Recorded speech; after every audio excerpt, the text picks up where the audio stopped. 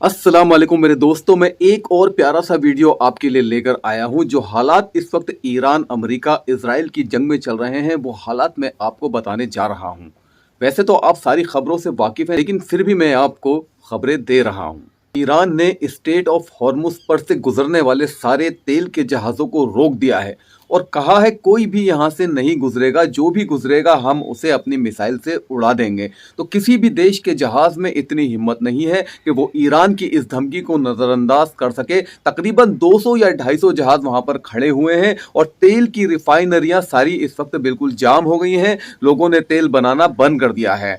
Gulf countries जो कि तेल का निर्यात किया करती थी चाइना को, इंडिया को, दीगर देशों को, तो उन्होंने इस वक्त तेल का निर्यात बंद कर दिया है क्योंकि उनके पास स्टॉक बहुत ज्यादा हो गया है और स्टॉक करने का उनके पास अब कोई साधन नहीं है, इसलिए ये तेल बंद कर दिया गया है।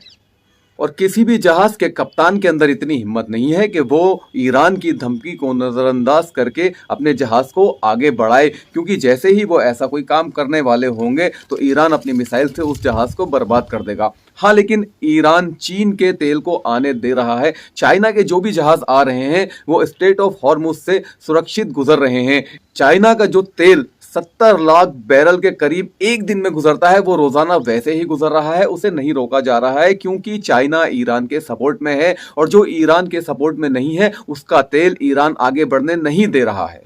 और मेरे दोस्तों, अगर यही हालात रहे तो आने वाले दिनों में तेल महंगा हो जाएगा। हमारे देश भारत में भी और बहुत सारे देशों में ये तेल महंगा होने वाला है। इस तेल के महंगा होने से मेरी और आपकी, हम सब की रोजमर्रा की जिंदगी पर कितना असर पड़ेगा ये आप सोच लीजिए और ये मैं भी सोच लेता हूं, क्योंकि तेल के महंगा होते ही सारी चीजें महंगी हो जाती हैं।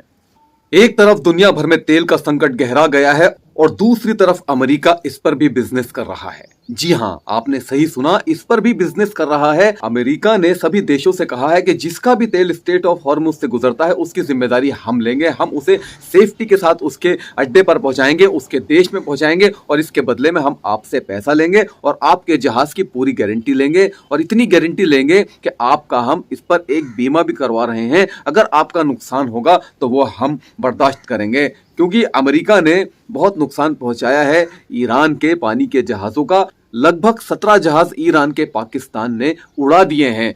तो वो ये दादागिरी तो दिखाएगा ही, लेकिन क्या होगा ये आने वाला कल बताएगा। ईरान भी कुछ कम नहीं है। तेल अमेरिका वहां से दूसरे देशों का निकाल पाता है या नहीं निकाल पाता है, ये बात आने वाले दिनों में तय हो जाएगी और दिख जाएगा।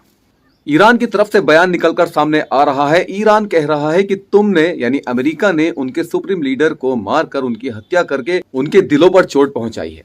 तो दोस्तों, जब दिलों पर चोट पहुंचती है तो फिर क्या होता है? ऐसे में ईरान कह रहा है कि जब तक अमेरिका सरेंडर नहीं कर देगा तब तक ये युद्ध नहीं रुकने वाला है। और दोस्तों, अमेरिका के लिए भी ये एक वर्चस्व की लड़ाई हो गई है। ये एक ऐसी लड़ाई हो गई है कि अमेरिका की आन पर आ गई है। दरअसल अमेरिका को ये होश ही नहीं था, उसने ये सोचा ही नहीं था कि लड़ाई इतनी खिंच जाएगी। उसके दिमाग में तो बस एक ही बात थी कि ईरान के रिजिम को खत्म कर दिया जाए, ईरान के राष्ट्रपति को मार दिया जाए, ईरान के कमांडर को मार दिया जाए, ईरान के कैप्टन को मार दिया जाए, ईरान के बड़े बड़े आर्मी के जो ओहदेदार हैं उन सबको खत्म कर दिया जाए, जंग अपने आप खत्म हो जाएगी। जैसे कि अमेरिका ने वेनेजुएला में किया था। वेनेजुएला के राष्ट्रपति और उनकी बीवी को किडनैप करने के बाद अपने देश में ले जाकर उनसे जैसा चाहा वैसा करवा लिया। लेकिन ये ईरान था मेरे दोस्त, और ईरान इतना कमजोर कभी नहीं था। ईरान वो देश है जो मर्द मुजाहिदों के साथ जीता है, मर्द मुजाहिदों के साथ ही खड़ा हुआ है और मर्द मुजाहिदों के साथ ही जंग लड़ रहा है। वहां का बच्चा बच्चा खड़ा हुआ है अपने हाथ में हथियार लेकर लड़ने के लिए। और दोस्तों, ये जंग इतनी आसानी से खत्म होने वाली नहीं है। ईरान पीछे नहीं हट रहा है। 160 बच्चों के जनाजों को दफनाने के बाद ईरान बहुत गुस्से में है, और इतना गुस्से में है कि 160 बच्चों को दफनाने के बाद जो ताबड़तोड़ हमले ईरान ने किए हैं, उन हमलों से अमेरिका और इजराइल दोनों बुरी तरह से बिल्कुल घबरा गए हैं, डर गए हैं, क्योंकि अमेरिका को बहुत नुकसान पहुंच गया है।